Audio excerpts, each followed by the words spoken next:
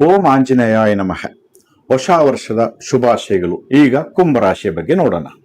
ತತ್ಪುರುಷಾಯ ವಿದ್ಮಹೆ ಮಹಾದೇವಾಯ ಧೀಮಹಿ ತನ್ನೋ ರುದ್ರ ಪ್ರಚೋದಯಾತ್. ಈ ರೀತಿ ಶಿವನ ಧ್ಯಾನ ಮಾಡಿ ಕುಂಭರಾಶಿಯ ಬಗ್ಗೆ ಹೇಳೋದಾದರೆ, ಅವರಿಗೆ 7.5 ಕೊನೆಯ ಹಂತದಲ್ಲಿ ಶನಿಯ ಸಂಚಾರ, ಜೊತೆಯಲ್ಲಿ ರವಿ ಸಂಚಾರ ಮತ್ತು ಶುಕ್ರನ ಸಂಚಾರ, ಚಂದ್ರನ ಸಂಚಾರ, ಹೀಗೆ ಗ್ರಹಗಳ ಸಂಚಾರ ಇದೆ. ಕುಂಭರಾಶಿಯಲ್ಲೇ ರಾಹು ಕುಜ, ವಿಪರೀತವಾದ ಮಾನಸಿಕ ಹಿಂಸೆ, ಕೌಟುಂಬಿಕ ಹಿಂಸೆ ಮತ್ತು ಅವರು ಎಲ್ಲ ಕ್ಷೇತ್ರದಲ್ಲೂ ಹೆಸರು ಕೆಡಿಸ್ಕೊಳ್ಳೋದಕ್ಕೆ, ತಮ್ಮ ಸುಖ ಶಾಂತಿ ನೆಮ್ಮದಿ ಸಮಾಧಾನವನ್ನು ಕೆಡಿಸ್ಕೊಳ್ಳೋಕ್ಕೆ ಎಷ್ಟು ಆಗುತ್ತೋ ಅಷ್ಟು ಕೆಡಿಸ್ಕೊಳ್ಳೋಕ್ಕೆ ಇದೊಂದು ದಾರಿದೀಪ ಆಗಿದೆ. ಏಕೆಂದರೆ ತಮ್ಮ ಕರ್ಮಾನುಸಾರ ಅವರು ಶುಭ ಫಲಗಳನ್ನು ಪಡ್ಕೊಂಬಂದಿದ್ರೆ ಶುಭ ಫಲಗಳು ಸಿಗುತ್ತೆ, ಇಲ್ಲ ಕೆಟ್ಟ ಫಲಗಳನ್ನೇ ಪಡ್ಕೊಂಬಂದಿದ್ರೆ ಕೆಟ್ಟ ಫಲಗಳೇ ಖಂಡಿತ ಸಿಗುತ್ತೆ ಅಂತ. ಏಕೆಂದರೆ ಶನಿ ತನ್ನ ಸಂಚಾರದಲ್ಲಿ ಯಾರಿಗೂ ಕಷ್ಟ ಕೊಡಲ್ಲ. ಶನಿಯಂತ ಶುಭ ಗ್ರಹ ಮತ್ತೊಂದಿಲ್ಲ. ಶನಿ ಕೇವಲ ಜ್ಞಾನವನ್ನು ಕೊಡ್ತಾನೆ. ನಾವು ಮಾಡತಕ್ಕಂಥ ಕೆಲಸ, ಮಾಡಿರ್ತಕ್ಕಂಥ ಕೆಲಸ, ಮಾಡಬೇಕಾದಂಥ ಕೆಲಸ, ಭೂತ ಭವಿಷ್ಯತ್ ವರ್ತಮಾನದ ಸ್ಥಿತಿಗತಿಯನ್ನು ತಿಳಿಸ್ತಕ್ಕಂಥ ಗ್ರಹ ಶನಿ ಮಹಾತ್ಮ. ಅದರಿಂದ ಶನಿ ದೋಷಕಾರಿ ಅಲ್ಲ. ಜೊತೆಲಿ ಕುಂಭರಾಶಿಯ ಆಧಿಪತ್ಯ ಅಯ್ಯಪ್ಪನಿಗೆ ಆಗಿರೋದ್ರಿಂದ ಕುಂಭರಾಶಿಗೆ ಈಗ 2ನೇ ಮನೆಯಲ್ಲಿ ಸಂಚಾರ ಮಾಡ್ತಿರ್ತಕ್ಕಂಥ ಶನಿ ಶುಭ ಫಲವನ್ನೇ ಕೊಡಬೇಕು, ಆದರೆ ಅವರ ಕರ್ಮವನ್ನು ಅನುಸರಿಸಿ ಅವರು ಫಲಗಳನ್ನು ಕೊಡ್ತಾ ಹೋಗ್ತಾನೆ. ಹೀಗಿದೆ. ಆದರೆ ಗುರು ಪಂಚಮ ಸ್ಥಾನದಲ್ಲಿ ಕೂತು ಗುರು ದೃಷ್ಟಿ ಇದೆ. ಗುರು ದೃಷ್ಟಿ ಇರೋದ್ರಿಂದ ಬೃಹಸ್ಪತಿ ಸಾಮಾನ್ಯವಾಗಿ ಎಲ್ಲ ದೋಷಗಳನ್ನು ನಿವಾರಣೆ ಮಾಡ್ತಾನೆ ಅಂತ ಹೇಳುತ್ತೆ. ಸಾಮಾನ್ಯವಾಗಿ ಜ್ಯೋತಿಷದಲ್ಲಿ ಉಲ್ಲೇಖ ನಾನು ಮೊದಲೇ ಹೇಳಿದ್ದೀನಿ. ಏನು ಅಂದರೆ, ಯಾವುದೇ ಒಂದು ವ್ಯಕ್ತಿಗೆ ಯಾವುದೇ ಒಂದು ಗ್ರಹ ಕೇಂದ್ರ ಅಥವಾ ತ್ರಿಕೋನದಲ್ಲಿದ್ದರೆ ಆ ವ್ಯಕ್ತಿಗೆ ಸಹಾಯ ಮಾಡ್ಬೋದು, ಅವನು ಏನೇ ಅವನತಿ ಸ್ಥಿತಿಯಲ್ಲಿದ್ದರೂ ಅವನ ಮೇಲೆ ಕೆತ್ತಬಹುದು ಅಂತಕ್ಕಂಥ ಅರ್ಥದಲ್ಲಿ ಉಲ್ಲೇಖ ಇದೆ ಶಾಸ್ತ್ರ. ಯಾಕೆಂದರೆ ಪೂರ್ವಾರ್ಜಿತ ಕರ್ಮ ಫಲವನ್ನು ಅನುಭವಿಸಿರೋದು ನಾವು ಹುಟ್ಟಿರೋದಷ್ಟೇ. ಅದರ ಕರ್ಮ ಏನಿದೆಯೋ ಹಂಗೆ ನಡ್ಕೊಂಡು ಹೋಗ್ತಾ ಇರುತ್ತೆ. ಏನು ನಡೀತಾ ಇದೆ ಅಂತ ಹೇಳೋದಕ್ಕಿರ್ತಕ್ಕಂಥ ಶಾಸ್ತ್ರ ಇದಷ್ಟೇ. ಹಾಗಾಗಿ ಬೃಹಸ್ಪತಿಯ ಒಂದು ದೃಷ್ಟಿ ಕುಂಭರಾಶಿಯ ಮೇಲೆ ಇರೋದ್ರಿಂದ ಸ್ವಲ್ಪ ಮಟ್ಟಿಗೆ ಯಾವುದೇ ಅವಘಡಗಳು ಆಗಲ್ಲ, ಕಡಿಮೆ ಆಗುತ್ತೆ. ಆದರೂ ಹೆಚ್ಚಿನ ಗ್ರಹಗಳು ದುಸ್ಥಾನಗಳಲ್ಲೇ ಇರೋದ್ರಿಂದ ಅನುಭವಿಸ್ಲೇಬೇಕಾಗುತ್ತೆ. ಕರ್ಮವನ್ನು ಅನುಭವಿಸ್ಲೇಬೇಕು. ಕರ್ಮ ಅನುಭವಿಸದೆ ಬೇರೆ ದಾರಿನೇ ಇಲ್ಲ.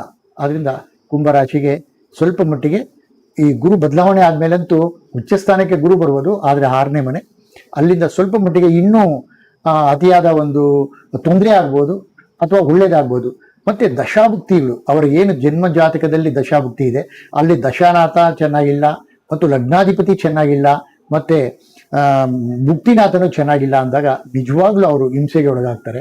ಎಲ್ಲರ ವಿಶ್ವಾಸವನ್ನು ಕಳ್ಕೊತಾರೆ. ಅವರು ಎಲ್ಲರಿಂದ ದೂರ ಆಗ್ತಾರೆ, ಮಾನಸಿಕ ಹಿಂಸೆಗೆ ಗುರಿ ಆಗ್ತಾರೆ. ಆಮೇಲೆ ರಾಹು ಆತ್ಮಹತ್ಯೆಗೆ ಪ್ರೇರಕ. ಇವತ್ತು ಸಮಾಜದಲ್ಲಿ ಎಂತೆಂಥ ವ್ಯಕ್ತಿಗಳು ಆತ್ಮಹತ್ಯೆ ಮಾಡಿಕೊಂಡಿದ್ದಾರೆ.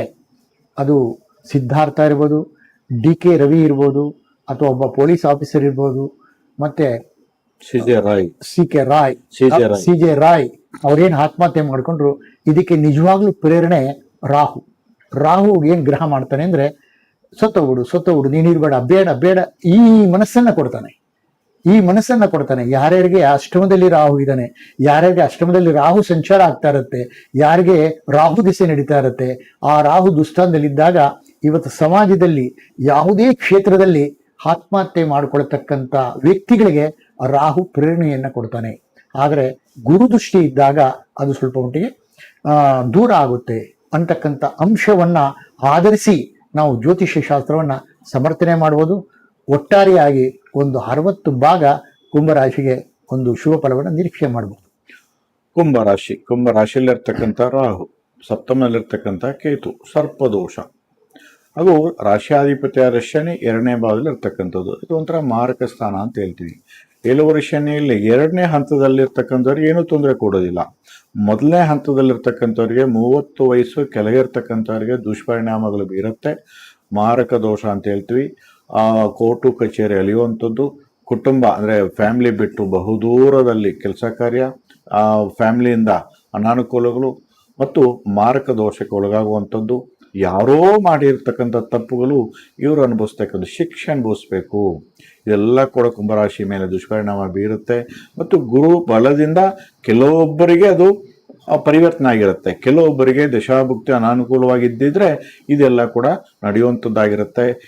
ಸಪ್ತಮದಲ್ಲಿರ್ತಕ್ಕಂಥ ಕೇತು ಹೆಂಡತಿ ಆದರೆ ಗಂಡನಿಗೆ, ಗಂಡ ಆದರೆ ಹೆಂಡತಿ ಮೇಲೆ ದುಷ್ಪರಿಣಾಮ ಬೀರುವಂಥದ್ದು. ಕಂಟಕಗಳು, ಹೆಂಡತಿ ಖರ್ಚುಗಳು, ಗಂಡನಿ ಖರ್ಚುಗಳು, ಸ್ನೇಹವರ್ಗದಿಂದ ತೊಂದರೆಗಳು, ಪಾರ್ಟ್ನರಿಂದ ಕಿತ್ತಾಟಗಳು, ಇವೆಲ್ಲ ಕೂಡ ನಡ್ಕೊಂಡು ಬಂದಿದೆ. ಇನ್ನೂ ಕೂಡ ನಡೆಯುತ್ತೆ. ನವಂಬರ್ ತನಕ ರಾಹುಕೇತು ಬದಲಾವಣೆ ಆಗೋ ತನಕ ಕುಂಭರಾಶಿಯವರಿಗೆ ನರಕ ಯಾತನೆ ಪಡಬೇಕಾಗತ್ತೆ. ಏನೋ ಒಂಥರ ಸಮಾಧಾನ ಆಯಿತು ಗುರುಬಲದಿಂದ ರಾಶಿ ಮೇಲೆ ನವಮ ದೃಷ್ಟಿ ವಿರೋಧದಿಂದ ಅಂತ ಹೇಳ್ಬೋದೇ ವಿನಃ, ಆದರೆ ಇನ್ನೂ ಕೂಡ ಜೂನ್ ನಂತರ ಇನ್ನಷ್ಟು ಅನಾನುಕೂಲಗಳು, ಅನಾರೋಗ್ಯ ಸಮಸ್ಯೆ ಬೇರೆ ಪಾಪ, ಕಾಲ್ನಡಿಗೆ, ಕೈ ಕಾಲು ನೋವು, ಮಂಡಿ ನೋವು, ಅನಾರೋಗ್ಯ ಸಮಸ್ಯೆ, ಶಸ್ತ್ರಚಿಕಿತ್ಸೆ, ಇದೆಲ್ಲ ಕೂಡ ಇನ್ನಷ್ಟು ಸಾಲ ಹೊರಬೇಕಾಗತ್ತೆ, ಇನ್ನಷ್ಟು ವೈರುತ್ವ ಹೊರಬೇಕು, ಇನ್ನಷ್ಟು ಅನಾನುಕೂಲ, ಇನ್ನಷ್ಟು ಅನಾರೋಗ್ಯ ಸಮಸ್ಯೆ ಮತ್ತು ಸಾಲದ ಬಾಧೆ. ನೋಡಿ, ಸಾಲ ಅಂತಕ್ಕಂಥದ್ದು ಅವ್ರಿಗೆ ಏನು ಬೇಕಾದರೂ ಕಾಯಿಲೆ ಬರ್ಬೋದು, ರೋಗ ಬರ್ಬೋದು. ಆದರೆ ಸಾಲ ಅಂತಕ್ಕಂಥ ಒಂದು ರೋಗ ಮಾತ್ರ ಬಂದರೆ ಖಂಡಿತವಾಗ್ಲೂ ಕೂಡ ಅದು ಸಹಿಸಲಾರದು. ಸೊ ಅಂತಹ ಸಾಲ, ಯಾಕಂದರೆ ಉಚ್ಚ ಸ್ಥಾನಕ್ಕೆ ಹೋಗ್ತಾನೆ ಗುರುಗ್ರಹ, ಧನಕಾರಕ, ಧನಾಧಿಪತಿಯಾದ ಗುರುಗ್ರಹ 6ನೇ ಭಾವಕ್ಕೆ ಹೋದಾಗ ಇದೆಲ್ಲ ಕೂಡ ನಾಳೆ ಜೂನ್ ನಂತರ ನಡೆಯುವಂಥದ್ದಾಗಿರುತ್ತೆ. ಸೊ ಹಾಗಾಗಿ ಒಟ್ಟಾರೆಯಾಗಿ ರಾಹುಕೇತು ಶಾಂತಿ, ಶನಿ ಶಾಂತಿ, ಗುರು ಶಾಂತಿ, ಇದು ಕಟ್ಟಿಟ್ಟ ಬುದ್ಧಿ ಈ ಕುಂಭರಾಶಿಯಲ್ಲಿ ಹುಟ್ಟಿರ್ತಕ್ಕಂಥವರಿಗೆ. ಹಾಗಾಗಿ ಕುಂಭರಾಗು ಯೋಗರಾಗು ರಾಜಯೋಗನ ಕೊಡ್ತಕ್ಕಂಥ ರಾಹು ಅಂತ ಏನು ಶಾಸ್ತ್ರ ಹೇಳುತ್ತೆ, ಗುರು ಬಲ ಇಲ್ವಲ್ಲ, ಶನಿ ಬಲ ಇಲ್ವಲ್ಲ. ಸೊ ಹಾಗಾಗಿ ಅನುಭವಿಸ್ಲೇಬೇಕು ಕರ್ಮಾನುಸಾರವಾಗಿ. ಸ್ವಲ್ಪ ಬಾಯಿಗೆ ಬೀಗ ಹಾಕೋಬೇಕಾಗತ್ತೆ. 2ನೇ ಭಾಗದಲ್ಲಿರ್ತಕ್ಕಂಥ ಶನಿ ವಾಗ್ದೋಷ.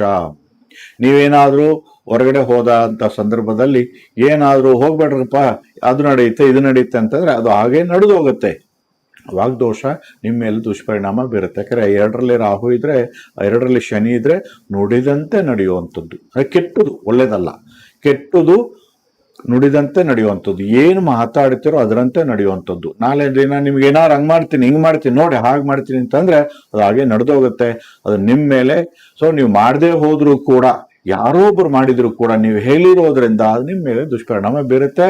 ನಿಮ್ಮ ಮೇಲೆ ಖಂಡಿತವಾಗ್ಲೂ ಕಾನೂನು ಕ್ರಮ ಖಂಡಿತವಾಗ್ಲೂ ಕೂಡ ತೆಗೆದುಕೋಬೇಕಾಗತ್ತೆ. ಖಂಡಿತವಾಗ್ಲೂ ಇದರಿಂದ ದೂರ ಆಗಬೇಕು ಅಂತ ರಾಹುಕೇತು ಶನಿ ಶಾಂತಿ, ಗುರು ಶಾಂತಿ ಮಾಡ್ಕೊಳ್ಳಿ.